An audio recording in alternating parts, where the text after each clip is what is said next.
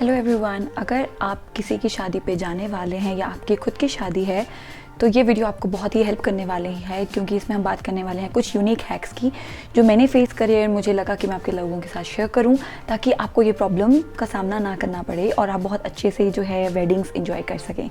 तो चलिए स्टार्ट करते हैं आज का वीडियो। तो सबसे पहले मैं बात करने वाली हूँ हैवी ईयरिंग्स को लेकर। अगर आप शादी पे हैवी ईयरिंग्स पहनने वाले हैं तो आप नंबिंग क्रीम ज़रूर लें ताकि जो आपके ईयरलोब्स हैं वो 6 to 8 आवर्स तक नंब हो जाएं और आपको हैवी ईयरिंग्स का जो पेन है वो फील ना हो और आप शादी अच्छे से इंजॉय कर सकें। So this is must to have in a bride kit, but also अगर आप किसी और की शादी पे जा रहे हैं तो भी आपके लिए हेल्पफुल रहता है, तो आप इसे ज़रूर ऑर्डर करें। इसका जो लिंक है वो मैं डिस्क्रिप्शन बॉक्स में ऐड कर दूँगी। इसका कोई ऐसा लॉन्ग टर्म साइड इफेक्ट नहीं है, सो आप इसे चाहें तो ओकेजनली यूज़ कर सकते हैं। Moving on to the next step, वो ये है कि आपको चाहिए double dressing tape.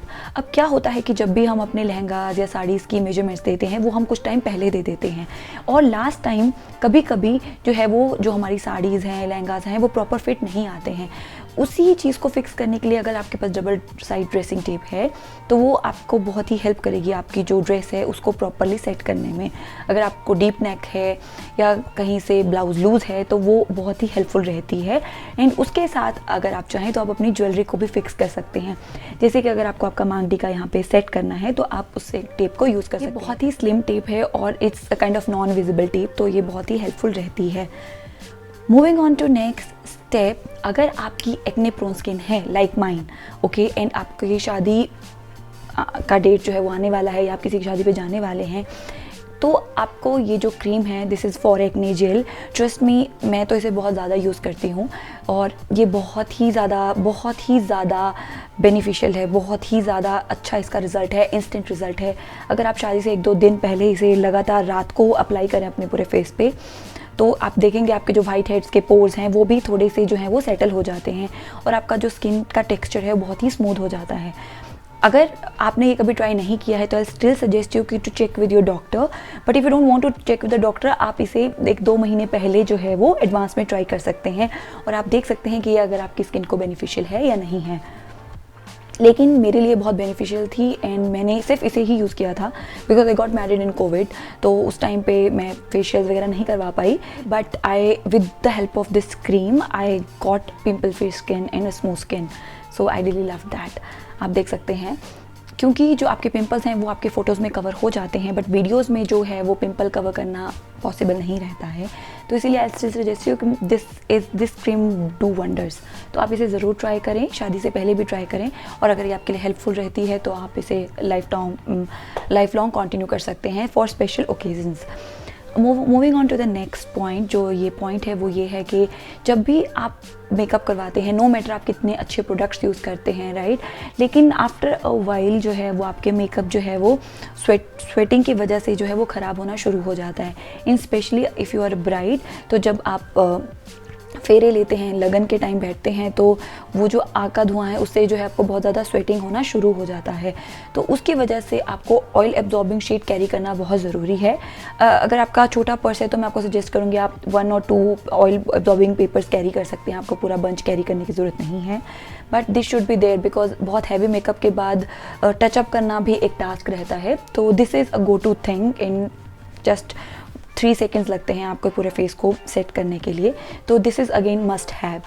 Now coming to the next point, अगर फ्रेंड्स आप आई लेंसेज लगाने वाले हैं शादी के लिए एंड आपने पहले कभी इन्हें ट्राई नहीं किया है तो मैं आपको ज़रूर सजेस्ट करूँगी कि आप शादी से पहले एक बार ज़रूर ट्राई करें कि जब आप आई लेंसेज पहनते हैं तो आप कितना कंफर्टेबल हैं, so that you get use to it, right, because जब आप आई लेंसेज लगाते हैं तो वो थोड़ा सा कंफर्टेबल नहीं रहते हैं, आपको बहुत भारी लगता है। आईलैशेस भी लगाते हैं तो आपकी जो आईज़ हैं वो बहुत ही पेनफुल हो जाती हैं, तो आप सबसे पहले तो आई लेंसेज एक बार ज़रूर पहले ट्राई करें, लेकिन अगर आपने वो चीज़ कर भी ली है तो आपके किट में ईयरबड होना बहुत ज़रूरी है, क्योंकि with the heavy nail extensions बहुत ही मुश्किल हो जाता है आई लेंसेज को निकालना।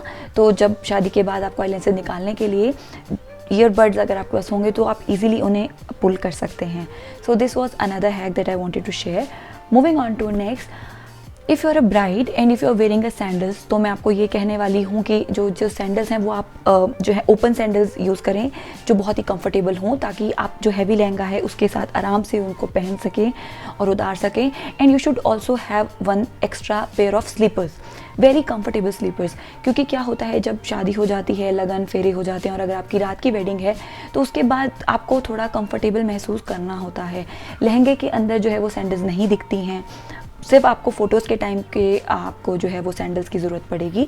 तो उसके बाद अगर आपके पास एक पेयर होगा तो it will make you feel more comfortable, जो कि उस टाइम सबसे ज़्यादा इम्पॉर्टेंट होता है। मूविंग ऑन टू नेक्स्ट, जो एक प्रॉब्लम दोस्तों मैंने फेस करी थी अपनी शादी में, वो ये थी कि जो मेरे कलीरे थे वो बहुत भारी थे।